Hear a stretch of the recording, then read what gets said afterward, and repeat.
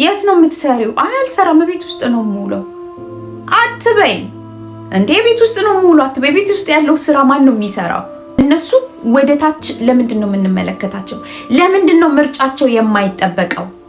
በቃ ቤት ውስጥ ሆኜ ያለኝ ይበቃኛል፣ ያለኝ ባሌ ሰርቶ የሚያመጣው ትንሿን ነገር አብቃቅቼ ያለኝን ሞልቼ አሟልቼ ልጆቼን ተንከባክቤ ባሌን ተንከባክቤ መኖርን እመርጣለሁ ብላ የመረጠችው ሴት ለምንድን ነው ወደ ታች የምትመለከቷት? ለምንድን ነው የግዴታ መውጣትና መስራት ያለባት? በእናንተ ቋንቋ ማለት ነው ሰክሰስፉል ሴት ምርጫዋ ነው። በቃ ምርጫዋን መጠበቅ አለባችሁ። ምርጫዋን መጠበቅ አለባችሁ። ይህቺ ሴት እኮ ሴት ልጇ ሳይንቲስት እንድትሆን አድርጋ የምታሳድግ ሴት እንዳለች ታውቃላችሁ። ዶክተር እንድትሆንላት የምታሳድግ ሴት አለች፣ ምሳሌ የምትሆን ማለት ነው።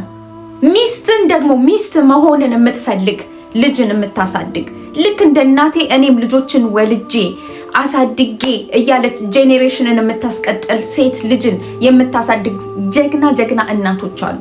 እነሱን ምንም ወጥተው አልሰሩምና ወጥተው ዶክተር አልሆኑም አስተማሪ አልሆኑምና ምንም ነገር እንዳልሰሩ ምንም ነገር እንዳላደረጉ እንደማይጠቅሙ ነገር እንዲቆጠሩ መደረግ የለበትም።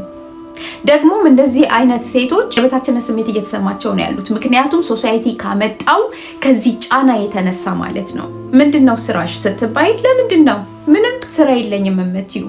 እናትነት ትልቅ ስራ ነው። ሚስትነት ትልቅ ስራ ነው። ቤትን ማስተዳደር ትልቅ ስራ ነው።